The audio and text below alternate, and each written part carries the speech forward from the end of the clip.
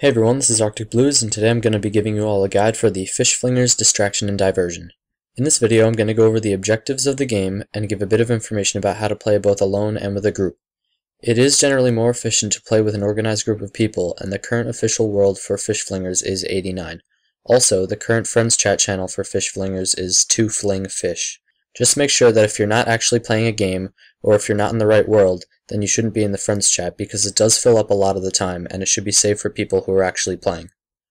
In order to play a game of Fish Flingers, all you need is a Fish Flingers entry ticket. These are not actual items that you need to hold on to, and the fisherman will keep track of how many you have for you. These can be acquired in a few different ways. You can get 2 tickets per day from a fisherman located near popular fishing spots, but you're only able to claim tickets from him if you have less than 10. If you already have 10 tickets, you can only get more tickets randomly while fishing or from catching fish within a game of Fish Flingers. There is no limit to how many tickets you can obtain in these ways. There are a few things to know before you enter the game. First, familiars will disappear and the timers will pause, so you don't need to worry about wasting any pouches. However, pets do not disappear while you're in the game, and I suggest picking up any pets before you start, as some people find that they get in the way.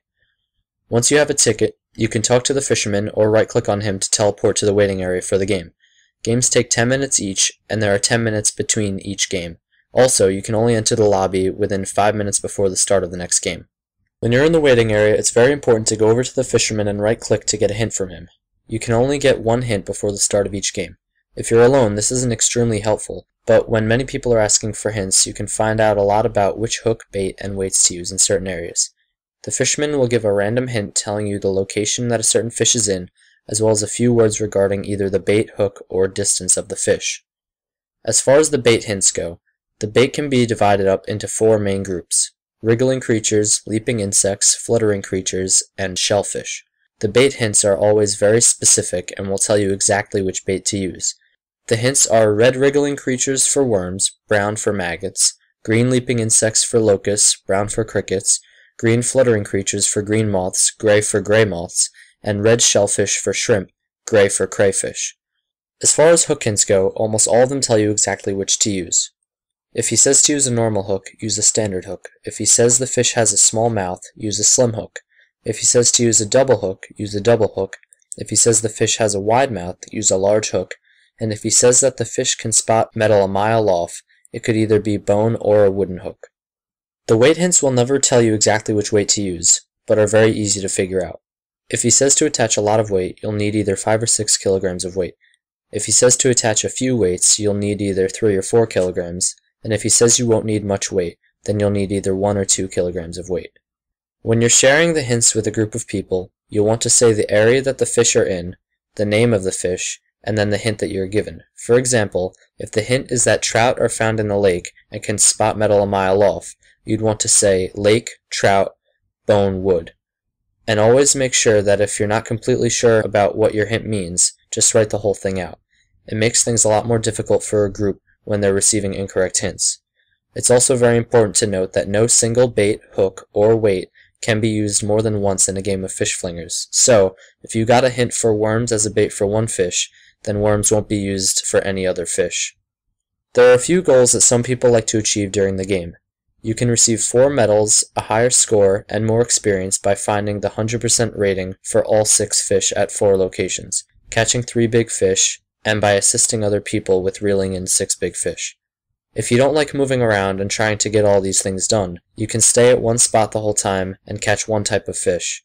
You won't get a very good score for this, meaning less tokens as a reward, and you may get about 3,000 less experience depending on how much fish you catch.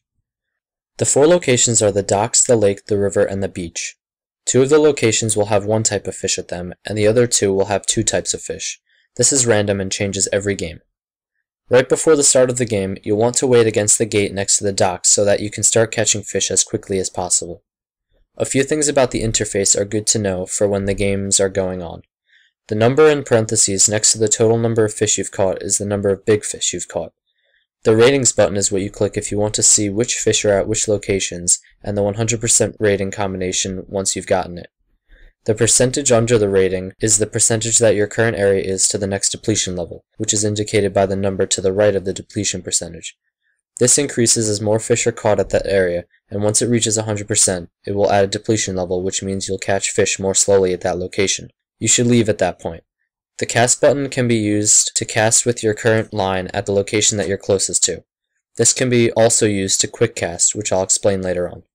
These next few minutes of the video will be devoted to people who will be playing fish flingers alone, but the knowledge is still good to know in order to understand fish flingers. Note that you cannot catch big fish when you're alone in a game, and they won't appear, so you don't need to worry about looking out for them. When you are playing alone, it's very important to keep track of which combinations you've used and the hint that you get. Because of this, I suggest setting up a notepad or some sort of spreadsheet that allows you to enter which baits, hooks, and weights you've already used. Note that you can click on the ratings button on the top of the screen to see where there are two types of fish, as well as the combinations for the fish that you've already gotten the 100% rating for, but you cannot continue to catch fish while this is opened. Once the game starts, run to the docks and switch to worms, standard hook, and 5 kilograms unless you were given a hint otherwise. This is where it becomes difficult for a solo fish flinger. It's important to understand that there are similarities between certain baits and hooks. For the baits, worms are similar to maggots, crickets are similar to locusts, crayfish are similar to shrimp, and green moths are similar to gray moths. For the hooks, standard is similar to slim, large is similar to double, and bone is similar to wood. Knowing this is very essential in finding the 100% rating for every type of fish. When you start with that beginning combination, you'll want to look at the catch history list to see what your current rating is. If it's at 0%, it means that none of the parts of your line are correct or similar to the required combination. If you are similar to the bait or hook type, each of those will add 16% to the rating, and if you're within 1 kilogram for the weight, that will also add 16%. If you have any correct piece, each will add 33% to the rating. For example, in this case, I started with a 0% rating, so I knew that the correct line didn't include worms or maggots, a standard or slim hook, or 5 or 6 kilogram weight. Next I changed the hook to a large hook, and it remained at 0, which told me that the correct hook was neither large nor double. I then switched to a bone hook, and it changed to 33%, which told me that bone was the correct hook. After the hook I moved to the weights. Since I knew it was neither 5 nor 6 kilograms, I tried 1 kilogram, although it would have made more sense to go to 3, because then you'd be able to figure out both below and above the weight, rather than just above from 1. I got 66% rating after trying 1 kilogram, which added 33 from the previous line, which means that the weight was also correct. I then tried a green moth as bait, and the rating stayed the same, so I knew that the correct bait was neither green nor gray moth. Trying crayfish next, the rating changed to 100%, which told me that I was done with the fish at that location. However, if I would have tried shrimp first, the rating would have gone up 16% to 83% total. This would tell me that shrimp are similar to the correct bait for that fish, which would lead me to change to crayfish for the correct bait. After you find each piece of the correct line, be sure to enter them into your notepad to keep track of which combinations you've already used. Continue on to each spot using the same tactics until you find each of the 6 100% ratings. After that, click on the ratings button on the top of the screen to find out which fish was the heavy fish and which was the heaviest. You'll want to catch the heaviest fish until the first depletion level is reached, and then move on to the heavy fish. If you want, you can also quick cast, which is done by clicking the cast button right as or immediately after you catch a fish. This is about 30% faster than catching fish regularly. Moving on to playing fish flingers in a group, you have a few more things that you can do, but also a lot less to keep track of. You'll want to go to the official Fish Flingers world and join the 2 Fling Fish Friends chat. In this Friends chat, there's generally a compiler who will put together all the hints that people give and give you a list of what he has so far. As the competition goes on, he will also inform you of all of the 100% ratings for every location and fish. You can catch big fish in competitions with other people, and you can also assist in the catching of big fish. This is how you get the Whopper and Team Player medals. It's extremely easy to assist players in catching big fish, but not as easy to catch 3 big fish in a game. For this reason, although it may not be very nice, I recommend not assisting any players in the beginning of the game. There will be plenty of other people to assist them, especially at the first location. Big fish can be caught once you find the 100% rating for a fish. You randomly get the notification in the chat box that you have one on your line, but you need people to help you catch it. Also, you can't catch a big fish if someone else near you already has one on their line. Note that if you're quick casting, it's very easy to interrupt the big fish message and lose the big fish, so if you're looking at getting the Whopper medal, you may not want to quick cast until you catch the maximum of 3 big fish for that game. You should stay at the first location once you've found the 100% rating until you catch at least 1 big fish, or until the rest of the 100% ratings are compiled. It's also much harder to find people willing to assist you towards the end of the game, which is why you want to try and catch all of your big fish as early as possible. If you have a big fish on your line, let everyone else know by saying "help" in the public chat. A maximum of 6 players can assist in catching a big fish. As I've said, assisting is very easy.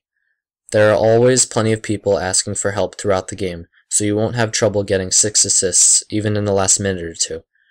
You can assist by clicking on the bubbles in the water once they appear. The more people that are assisting, the faster the fish is caught. Also, the trumpet sound that goes off when you're fishing indicates that there's a big fish in your area. In the beginning, I wouldn't worry so much about assisting because so many people are willing to assist. It's not really necessary to waste your time with it when you could be catching other big fish yourself. When you assist in catching a big fish, you'll also get credited with the full weight of the big fish that was caught. Only the first 6 assists will count toward your total weight, but you can still assist as many people as you want if you're feeling generous. Aside from all the main goals, some people like to compete for the most fish caught, the most total weight, or the highest score. The best way to maximize your experience is to get the highest score by getting all 4 medals as well as catching a lot of heavy fish. If you stay at one spot the whole time and just quick cast, you'll be able to compete for the most fish caught, which won't give you as many points and will sacrifice roughly 3,000 experience depending on your level, but it's still fun to get your name on the board. I hope all this helps, and if you have any questions, comments, or criticisms, please feel free to leave a comment below. Thanks for watching.